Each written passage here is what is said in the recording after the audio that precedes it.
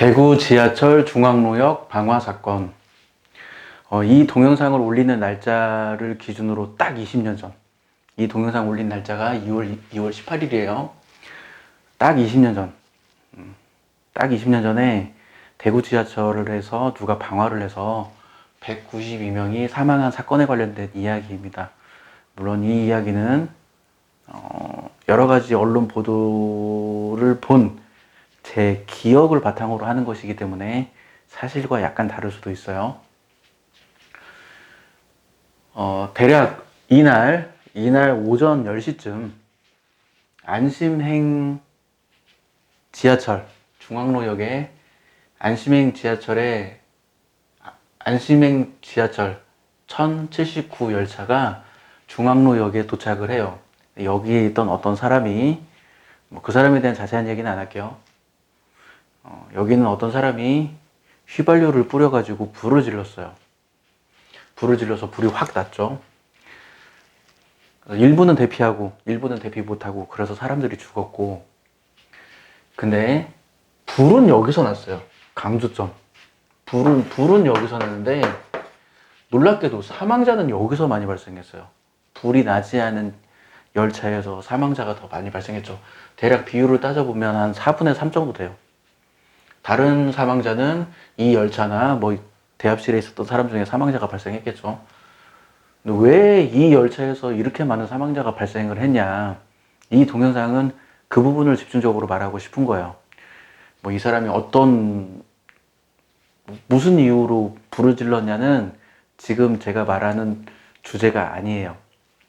그건 인터넷 같은 거 뒤져보면 알 수 있을 거예요. 왜 사망자가 많이 발생했냐를 중심으로 얘기를 하고 싶은 거예요.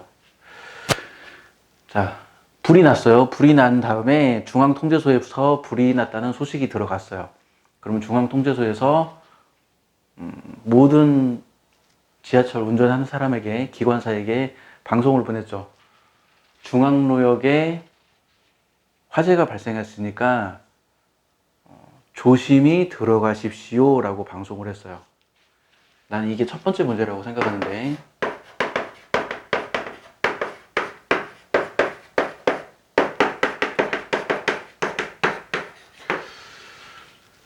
자, 그래서 이 방송을 들은 요 대곡행 1080 열차를 운전하는 기관사는 그냥 들어갔어요. 난 이 부분이 첫 번째로 잘못됐다고 생각을 해요. 왜냐면 그 화재 시스템, 화재 매뉴얼을 보면 지하철에 화재 사건이 발생했을 때 모든 전동차의 운행을 즉각 중단시킨다라는 매뉴얼이 있어요. 아주 기초적인 매뉴얼이죠. 그 매뉴얼만 지켰어도 이 사람들 안 죽었어요. 근데 그 매뉴얼을 지키지 않았어요. 나는 해군 출신으로서 이 상황이 정말 이해가 안 갔어요. 이때면 군대 갔다 온 지 얼마 안 된 시간이었는데, 군대 갔다 온 지 얼마 됐냐, 3년 됐나 4년 됐나? 군대 갔다 온 지 얼마 안 된 시간이었는데 해군 출신으로서 전혀 이해가 안 갔어요. 왜 그러냐면 해군은, 지금도 그러는지는 모르겠는데, 내가 군대 있을 당시에 해군은 매일 저녁 7시에 소화 방수 훈련을 해요. 소화 방수 훈련. 매일 저녁 7시. 거의 빠지는 날이 없어요. 주말 빼고 평일, 월, 화, 수, 목, 금 매일 저녁 7시. 왜 해군은 소화방수 훈련을 그렇게 심하게 하냐면, 물론 해군도 이런 거에 대한 아픈 기억이 있기 때문에 이런 훈련을 매일 하는 것이기는 한데, 예를 들어서 집에 불이 났다. 그러면 집 버리고 도망가면 살 수 있어요. 근데 배에 불이 나면 어떻게든지 배에 불을 꺼야 돼요.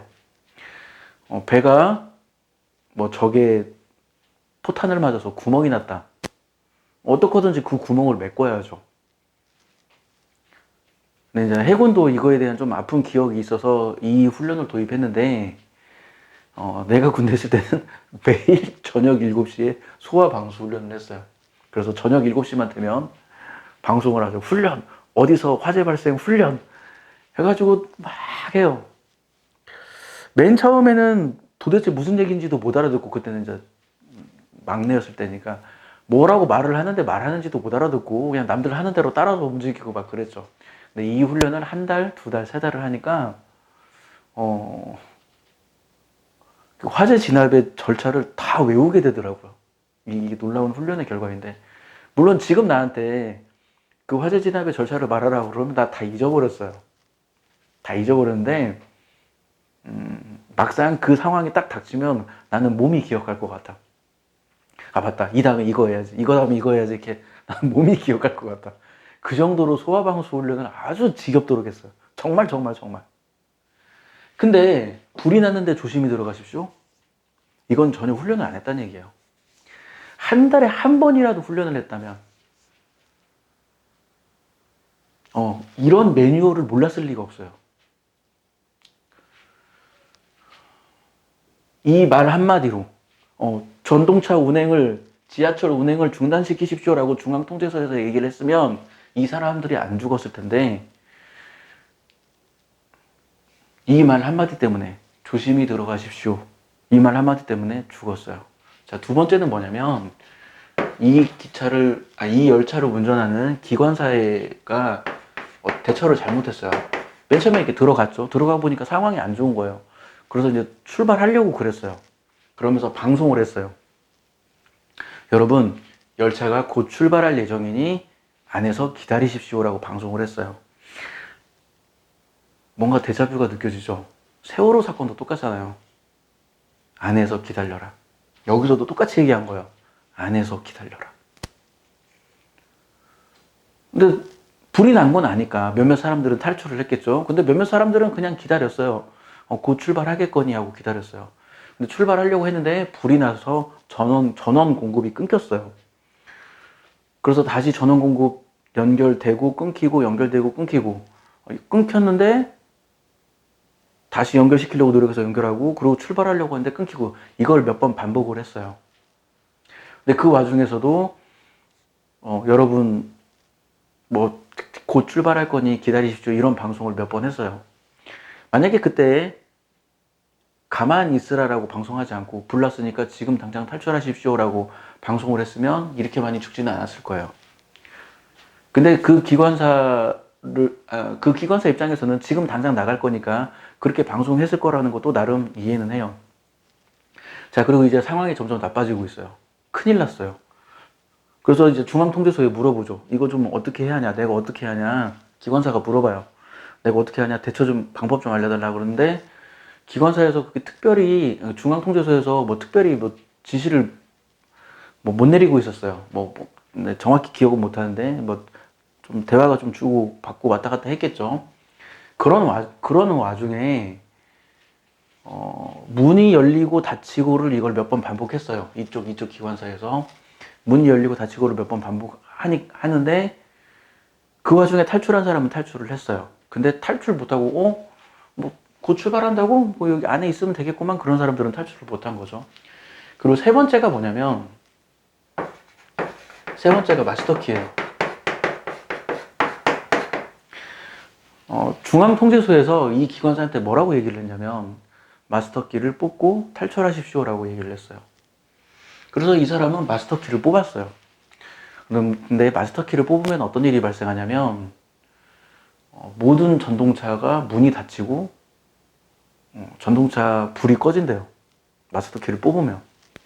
그래서 이 사람이 마스터키를 딱 뽑고 탈출하니까 모든 전동차 문이 닫혀버린 거예요.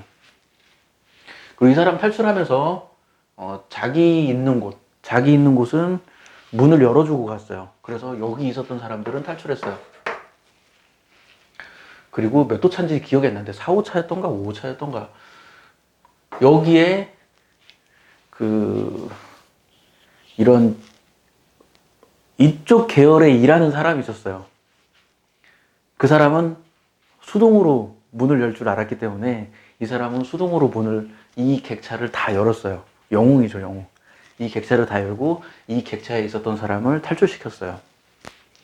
그리고 다른 곳에서는 문이 안 열리니까 유리를 깨서 탈출한 사람도 있고 아니면 문이 안 열리니까 탈출을 못한 사람도 있고 그래서 문을 열기 위해서 막 노력하면서 문 앞에서 죽은 사람들이 많아요. 탈출을 못 해가지고. 이 사람이 탈출을 할 때 마스터키를 뽑지 않았으면 달리 말해서 통제소에서 마스터키를 뽑고 탈출하십시오 라고 말하지 않고 통제소에서 탈출하라고 방송하고 탈출하십시오 라고 말했다면 이 사람들은 더 탈출할 수 있었을 거예요. 아니면 통제소에서 마스터키는 뽑지 마십시오. 마스터키 뽑으면 문이 닫히니까 사람들이 탈출 못하니까 마스터키는 꽂아놓은 상태로 방송에서 탈출하십시오 했으면 많은 사람들이 탈출할 수 있었을 거예요. 근데 마스터키를 뽑는 바람에 탈출을 못했어요. 그래서 운 좋게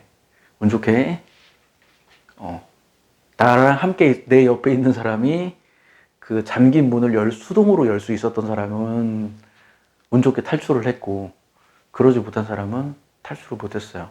그래서 142명이나 되는 사람들이 죽었어요.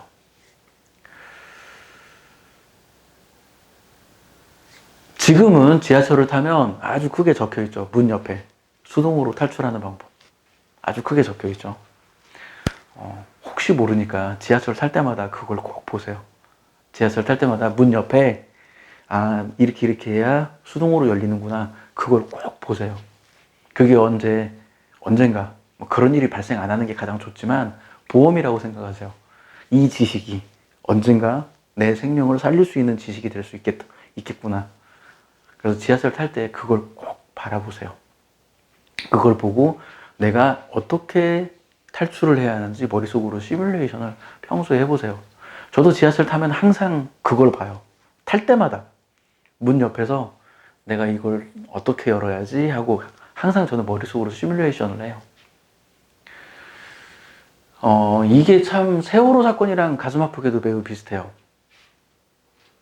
안에 있었던 사람들은 무슨 상황인지 잘 모르고, 물론 불이 났다는 건 바로 알 수 있겠죠. 근데 불이 나면 의외로 그 판단 능력이 많이 상실돼요. 그래서 어떻게 해야 할지 잘 모르고 우왕좌왕하게 돼요.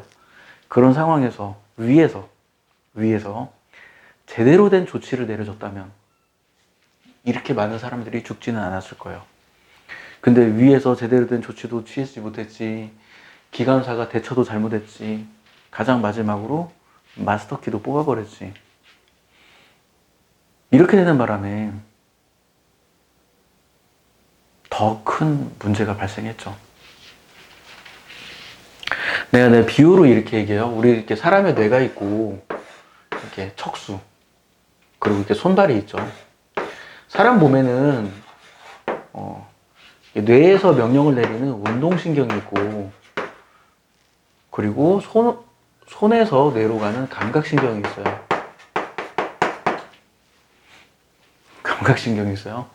그럼 뭐 이 척추 이런 것들은 뭐 이런 신호를 왔다 갔다 주고받는, 이 신호를 관장하는 곳이죠. 그러니까 나는 비유로 뭐라고 얘기하냐면 이 뇌를 사장이라고 얘기하고 이 손발을 말단 직원이라고 얘기해요. 그럼 이 중간에 있는 애들은 뭐 부장, 과장 이런 사람들이겠죠. 그러면 사장이 부장한테 명령을 내리면 부장은 과장한테 명령 내리고, 과장은 대리한테 혹은 말단 직원한테 명령을 내려서 어떤 회사에서 일을 하게 돼요. 반대로 말단 직원도 사장한테 뭔가 정보를 줘요. 어떤 정보를 주냐면 나 이게 너무 힘들다. 내가 어제 무리해서 몸이 안 좋다. 이런 어떤 신호를 보내줘요. 이런 신호를 보내주는데 보통 대부분은 이 신호를 위해서 차단해버려요. 과장한테 이번에 뭐 무슨 여기 이 부분 지금 물건이 고장나가지고 사고의 위험이 있습니다. 이런 얘기하는 걸 보통 뭐 과장이 차단해서 사장까지 정보를 올리지 않고 부장이 차단해서 사장까지 정보를 올려주지 않아요. 그럼 무슨 일이 발생하냐면 사장은 아무것도 모르죠. 그리고 일이 터져요. 이게 조직에서 이게 한편으로 굉장히 큰 문제예요. 그러니까 운동신경, 사장으로부터 말단 직원까지 아래로 내려가는 명령도 이 중간 관리자들, 과장이나 부장이 잘 전달해야지만 거꾸로 말단 직원으로부터 사장에게 가는 이 정보도 관리자들이 정보를 잘 전달해야 돼요. 물론 모든 정보를 다 전달할 수는 없죠. 일부 정보는 차단하고 필요한 정보는 보내줘야 하는데, 어떤 정보를 차단하고 어떤 정보를 사장에게 보내줄 것인가, 이것도 사실은 과장이나 부장 이런 중간 임원들, 임원이 아니지. 아무튼 중간 관리자들이 판단해야 할 부분이에요. 그리고 정말 중요한 거, 우리 생물 시간에 배우잖아요. 조건 반사, 무조건 반사. 우리가 뜨거운 거 딱 잡으면 어떻게 돼요? 그냥 자기도 모르게 딱 놓죠. 무조건 반사는 뇌에서 하지 않아요? 척수에서 해요. 마찬가지로 말단 직원이 어떤 일이 발생하면 과장선에서 혹은 부장선에서 위에 보고 없이 그냥 알아서 딱 처리할 수 있는 그런 시스템도 필요해요. 이렇게 내 손이 지금 불타고 있는데 이 정보가 가야 하는데 정보가 안 가면 안 되니까. 그리고 정보가 오는데 이걸 중간에서 급하다 그러면 중간에서 그냥 바로 명령을 내려야 하니까 이런 관계도 필요해요. 내가 지금 이런 얘기를 하는 이유가 뭐냐면 비유를 말하면 중앙통제소는 뇌에 해당해요. 그리고 기관사는 누구에 해당하냐면 여기 척수 이런 운동신경에 해당해요. 그 말단은 이제 여기 탄 손님들에 해당하겠죠. 여기서 불이 났어. 불이 나면 이제 위에 보고를 해야죠. 기관사가 여기 불이 났습니다. 어떻게 해야 할까요?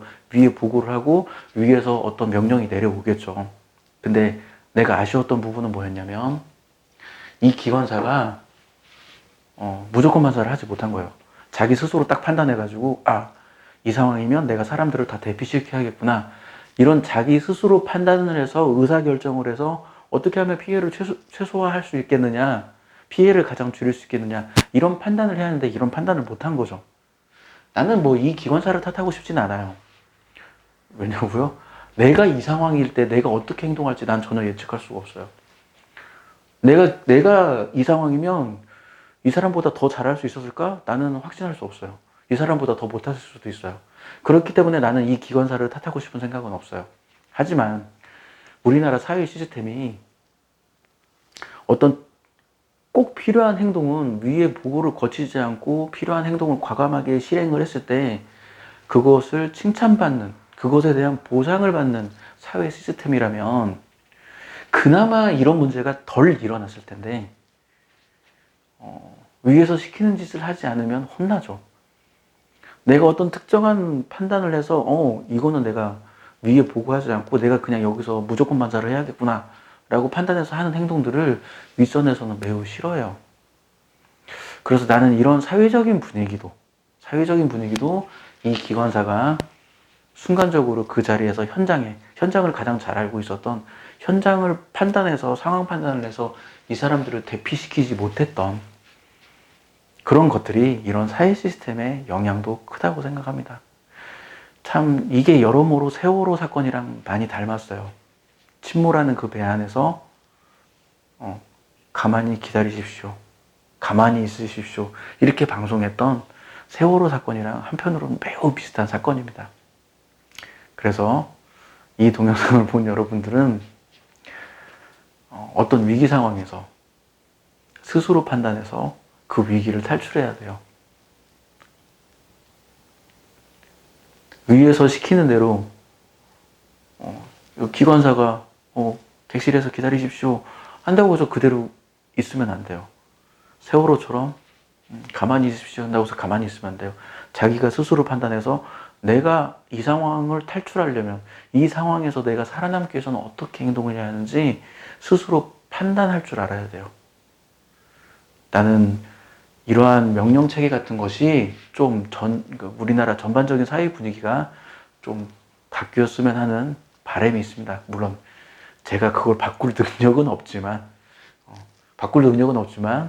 이렇게 말은 할 수 있으니까 이렇게 조그만한 목소리로 이렇게 한마디 한번 해보는 거예요. 마치겠습니다.